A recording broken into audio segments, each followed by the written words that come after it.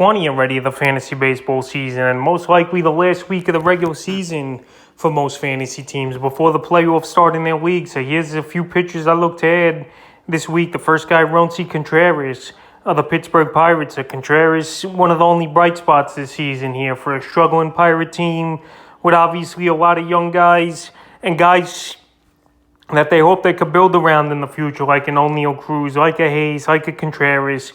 And on the season here for Contreras, 68 innings, 4-4 record, 60 hits on the season, 27 earned runs, 31 walks, 65 strikeouts on the season, and 2 quality starts. And we know Contreras don't go deep into games. We know the Pirates aren't going to get many wins for him. But he's a guy that goes out there and he gets the job done and at least pitches decent baseball for this Pirate team.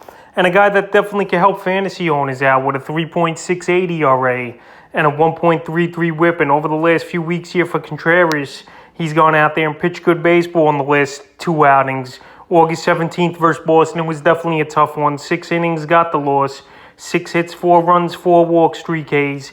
August 22nd versus the Braves, 7 innings, got the loss. 4 hits, 2 runs, 3 walks, 5 Ks, a quality start. In August 28th at Philly, 5 innings, got the win in that one. 3 hits, 2 walks, 7 Ks. So right now is a guy who's going to go out there, give you some decent innings, have a low ERA, and have a chance to go and win every 5th day here. Available right now in 82% of fantasy leagues. I definitely would give Contreras an ad. Obviously, he's not going to go out there and go deep into games, but he's a very serviceable fantasy pitcher, especially this late in the season. The next guy, Zach Davies of the Arizona Diamondbacks. So a similar situation here with Davies on a bad team in Arizona where he's not going to get a lot of wins, but he's going to be a guy that goes out there and can help fantasy owners. On the season here for Davies, 108 innings on the year, 2-4 record,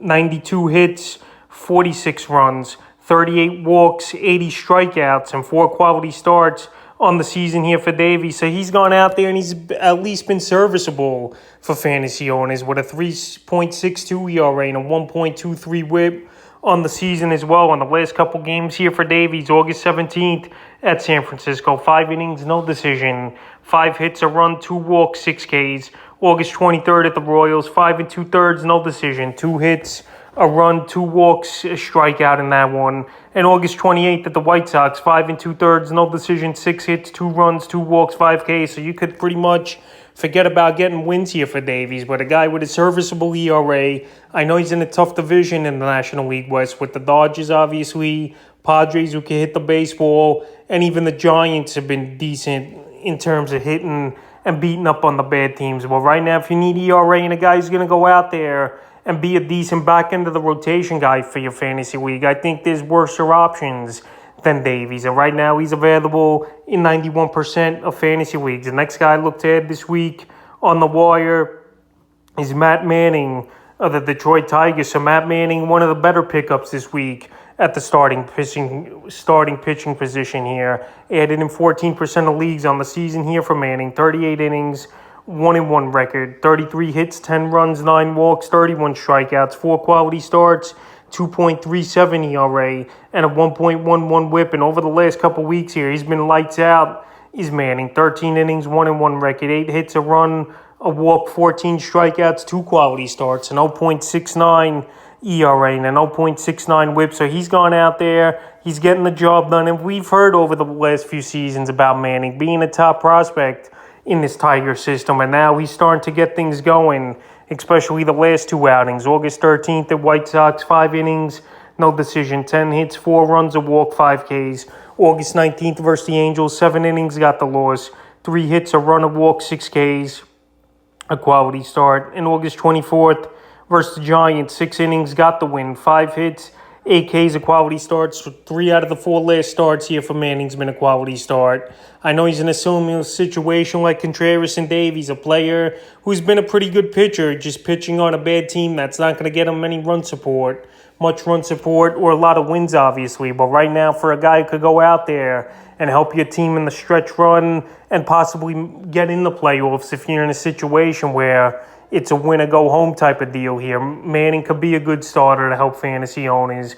And he's got Seattle coming up, August 31st, which he could go either way here, but I like the way he's pitching. And right now, he's available still widely in 77% of fantasy leagues. The next guy is Domingo Germán of the New York Yankees. So Germán, he's come back over the last few weeks, and he's starting to get going, and a big pickup this week. Added in 16% of fantasy leagues, but still out there in widely 65% of leagues. On the season, 42 and a third, 2-2 record, 38 hits, 15 runs, 9 walks, 31 Ks, 3 quality starts, a 3.19 ERA, and a 1.11 whip. But over the last few weeks here for Germán, he's been one of the better pitchers in all the major leagues. 18 2/3, 1-0 record, 12 hits, 4 runs, a walk, 14 Ks, 2 quality starts, 1.93 ERA, and a 0.70 whip. So right now he's going out there and he's pitching good baseball, especially impressive August 22nd in the Subway Series versus the New York Mets. So the last few games here for Germán,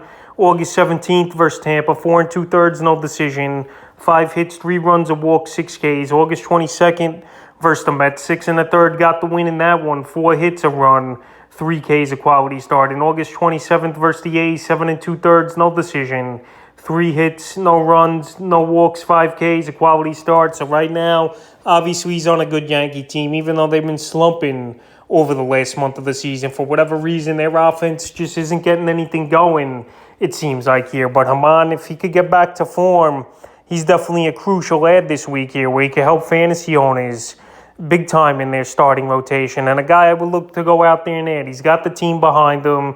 Even with the struggles, I'd be confident he'll get run support and win ball games. And he's finally stretched out where he could go deeper in the games and pitch well is Germán. So I would add him this week. The next guy is Bundy of the Minnesota Twins. So Bundy, it's been a tough couple years here for him. But over the last few weeks, he's starting to get things going a little bit. On the season, 108 2/3, 7-6 record, 108 hits, 55 runs, 23 walks, 77 strikeouts, 2 quality starts, a 4.56 ERA, a 1.21 whip. But over the last few weeks here for Bundy, pitching better now, 10 1/3, 1-1 record, 5 hits, 3 runs, 2 walks, 2 Ks, 2.61 ERA, and a 0.68 whip. So Bundy, he's not going to be a guy anymore that's going to go out there and pitch deep into games, because that third time around the lineup here is where Bundy definitely gets in trouble. But right now, he's in a division where there's not that many great hitting teams.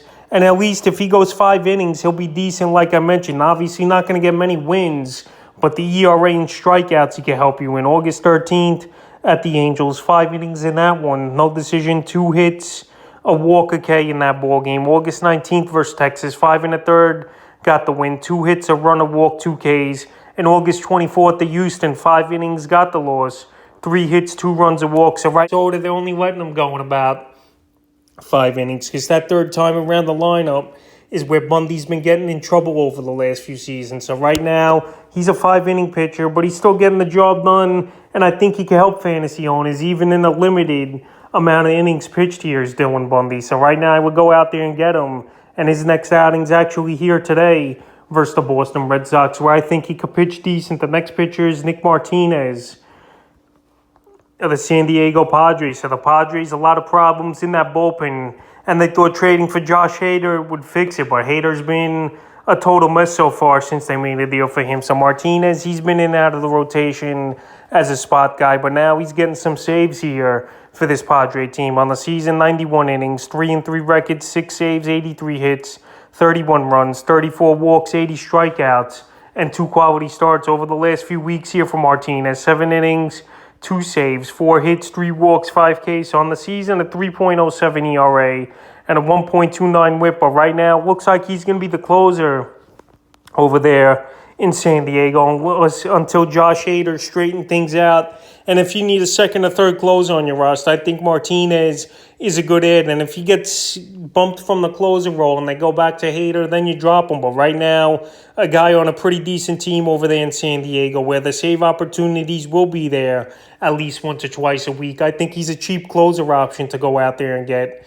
And right now, he's available in 91% of fantasy leagues. The next guy's another closer, Rafael Montero of the Houston Astros. So the Astros, one of the best teams in the league here. And Montero, he's going to get opportunities now with Presley back on an injured list stint here on the season for Montero.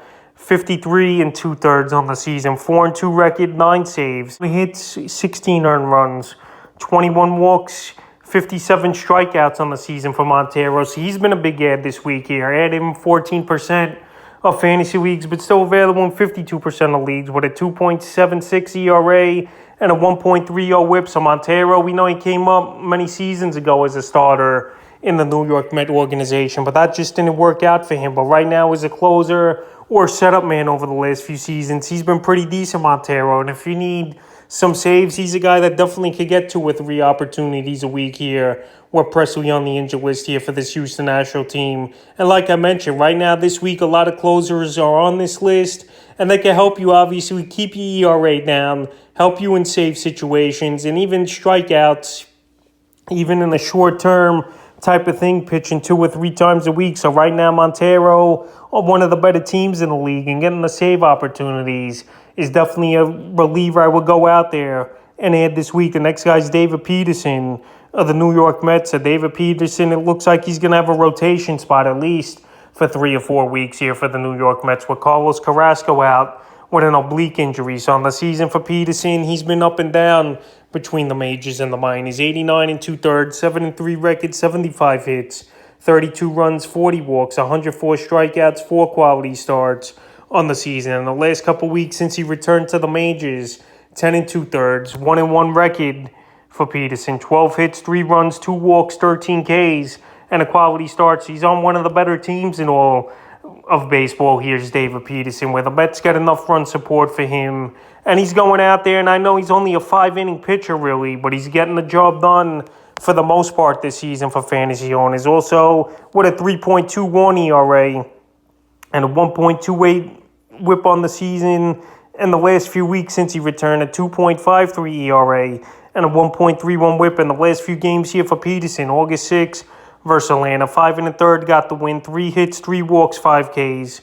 August 20th at Philly, 4 2/3 got the loss, 8 hits, 3 runs, 2 walks, 6 Ks. And then August 27th, pitched a great game versus the Rockies. 6 innings, got the win, 4 hits, no runs, 7 Ks, and a quality start. So right now, he's available still in tons of fantasy leagues at 75%. And right now, he's on a team like the New York Mets that are playing good baseball. They got a weak schedule for September, and he's probably going to be up at least until the playoffs here for David Peterson with Carrasco out. And I don't think the Mets want to rush him with one of the easiest schedules left in the major leagues in September. So right now, as a guy at the back end of your rotation and on a good team here, Peterson's definitely a good add this week. The next guy I looked at this week's Pete Fairbanks of the Tampa Bay Rays. So another guy who's been a closer here in Tampa Bay, and he's been pitching good over the last few weeks here is Fairbanks. On the season, he just got back up after injury, 13 2/3, 4 saves, 10 hits, 3 runs, a walk, 19 Ks, 1.98 ERA, and an 0.80 whip. So pitching great, no doubt about it. And over the last few weeks here, 4 2/3, 2 saves, a walk, 5 Ks, no ERA, and a 0.21 whip. So Fairbanks, he's going out there. He's closing the deal down in the 9th inning. And this Tampa Bay Ray team, we're one of the better teams in the American League this season. And just like the Montero situation, Fairbanks go out there and get 2 or 3 saves a week here for fantasy owners. If you need a closer who's on a good team, who's going to get the opportunity, Fairbanks is definitely an add, and he's available right now, 59% of fantasy leagues. And the final pitcher I looked at this week's another closer, so a busy week to go out there for fantasy owners and get guys who could get saves, help you in strikeouts, and just keep that ERA down a little bit if you want to stack what closes towards the end of the season. Is Alexis Diaz of the Cincinnati Reds, the brother Edwin Diaz of the New York Mets, who's having a great year. So on the season for Diaz, 49 1/3, 4-2 record, 4 saves on the year, 23 hits, 10 runs, 24 walks, 67 Ks. Yes, 4 blown saves, but a 1.82 ERA and a 0.95 whip. And over the last couple weeks here for Diaz, he's pitching good, 6 2/3, 1-1 record, 2 saves, 4 hits, a run, 2 walks, 11 Ks. Yeah, the 2 blown saves, but a 1.35 ERA and a 0.90 whip. So right now, we know he's on one of the worst teams in Cincinnati, but he's a guy that's got electric stuff. Obviously not to the level like his brother Edwin Diaz right now, but this guy definitely could be the closer for many seasons over there in Cincinnati. Under team control, has a live arm, And he's got good stuff right now available in 56% of fantasy leagues. So this is the week, believe it or not, the last week of the regular season in most fantasy leagues, where closers are a big deal here, and they can help, like I mentioned, strikeouts, pitching 2-3 times a week, getting the save opportunities, and keeping that ERA and whip down. So that's a few pitches I look to add here for a crucial week 20 of the fantasy baseball season.